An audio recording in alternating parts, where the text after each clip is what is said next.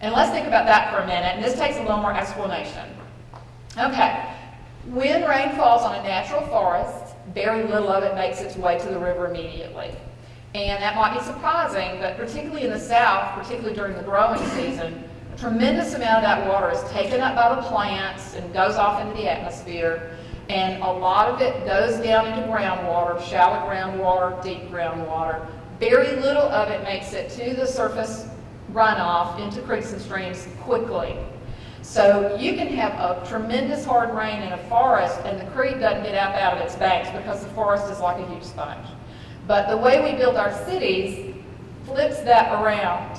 Because of the hard surfaces, the roof, the compacted soils and gravel, the paving, you have a tremendous amount more of the runoff that immediately hits the creeks and streams and carries all the stuff that's on the paving and the roof and all those pollutants with it. And when it comes to residential, typical residential development, 2 to 3 times more runoff is hitting the streams immediately. When it comes to commercial and industrial, as much as 5 times more runoff is hitting the creek or stream immediately. I think you can quickly see the implications for as you accumulate more and more development over time in an area, you're going to have more flooding, and you're also going to have less soaking into the groundwater. You're going to have more water in the stream on a regular daily basis every time it rains. Well, what happens because of that? I'm going to show you the stormwater impacts of a commercial development with typical stormwater management. Typical stormwater management, you collect the stormwater, you may have some detention ponds that slow down the rate of runoff, but there's nothing that's changing the overall volume, the total amount of rain running off. A lot of times it's culverted, and that speeds it up. And this is a commercial, one single large commercial development that culverted a stream, and all the runoff goes into that culvert. And you can see a person there to see kind of the size of that culvert. And they try to do some things like the big rocks to slow it down. Now this is below there before the project was built. This is just a typical little community creek. And you can see it's small, it's narrow. You can see the flat rocks on the left side. The creek's about maybe 6 inches deep on average. This is 2 years after the project was built. All that additional water pouring through this creek has caused the creek to have to get bigger. Creeks are the size they are, rivers are the size they are because of the amount of water they carry on a regular basis. If they have to carry more water each time it rains, they have to get bigger. They get wider and they get deeper. This one's now about 3 feet deeper and probably 6 to 10 feet wider overall. Now what happens to all the mud and sand and gravel and rock that's dug out of there? Well, it goes into the river. And so this is an island in the middle of the Cahaba at the mouth of that creek. And this is the heavy stuff that's settled out. There's a lot of lighter stuff, finer stuff that continues on, and every time it rains, it picks this up and moves it downstream and just smothers habitat and creates problems for our drinking water. Multiply that by all the development happening on every creek and stream throughout all our rivers in our region, and I think you can see the implication that, unfortunately, when development is designed with these traditional stormwater techniques, it's kind of the gift that keeps on giving for a long period of time.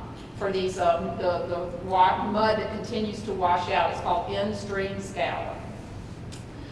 Well, it's also a problem for our rivers because they have to get wider and deeper. The Cahaba, for instance, is now flipped and it has enough of this impervious surface in the upper watershed that it is having to adjust to carrying additional water.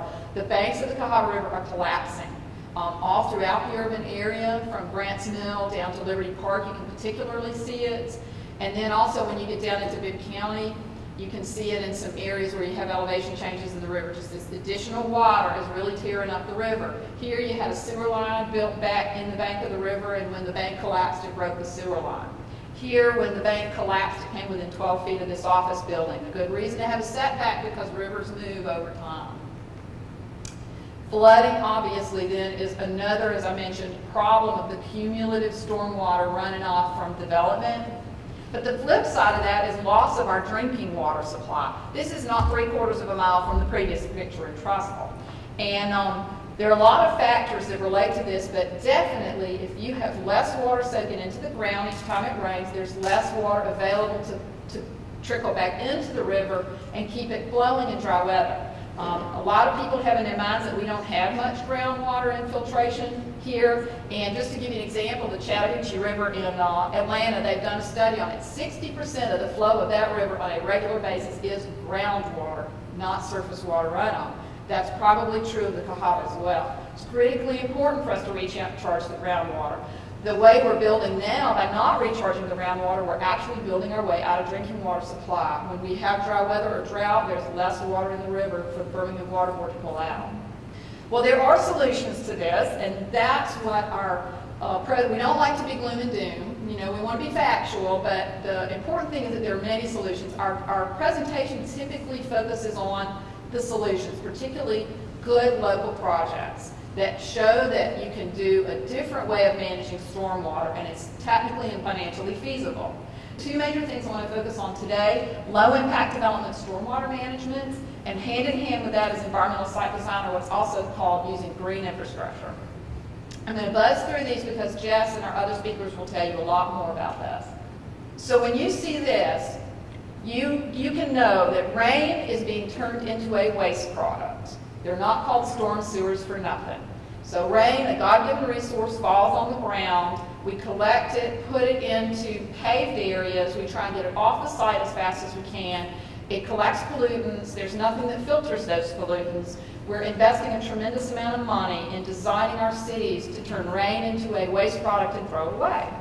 And we think, and many people who are using low-impact development conclude there's a different way of doing this that keeps rain as a resource instead of it becoming a problem called stormwater.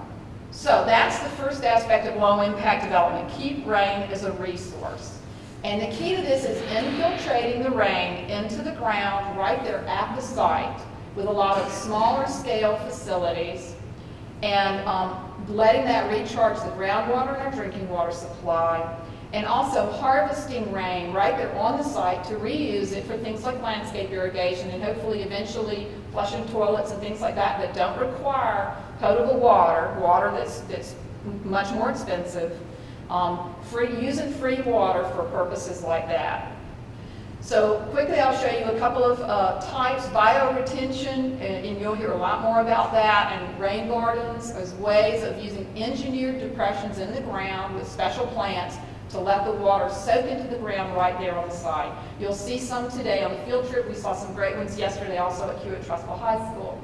There you can see a lot of applications: residential, street side, commercial, industrial, that fits anywhere. You can fit it in the same little spaces that your typical landscape islands fit in. So there we are. It's an engineered depression in the ground, often has an under drain or some sort of a way to, or an above ground way to take excess and get it into a storm drainage system. So instead of parking lots like this, which that's near my house, and it's creating continual problems, tearing out roads and all sorts of problems, we want to see parking lots like this. And Jane here in the room helped with this project many moons ago. Jane Ross. This is the first bioswale that we know of in the region at St. Vincent's 119 Health and Wellness. Water, instead of the landscape island doing this, it does this, and the water runs into it and soaks into the ground. Bass Pro used a lot of low-impact development features. This is a bioswale in the Bass Pro parking lot. The next time you go to Bass Pro, you might just look and pay attention to the ways they minimize grading and forest disturbance, and they saved a lot of money, and Finley Fraser here was the engineer working on that project, and also how they direct the water in a whole variety of ways so that they can infiltrate it and reuse it. This afternoon we'll see Stewart Perry Company, and this is just one of their features. No gutters on the building. The runoff runs straight down and infiltrates into the ground along that trench. And then the excess from that goes into, they basically created a creek. Instead of culverting the runoff from their parking lot, they have this really nice feature in the middle of the parking lot. They get infiltration right in that little creek bed, and it also leads to a pond on the side.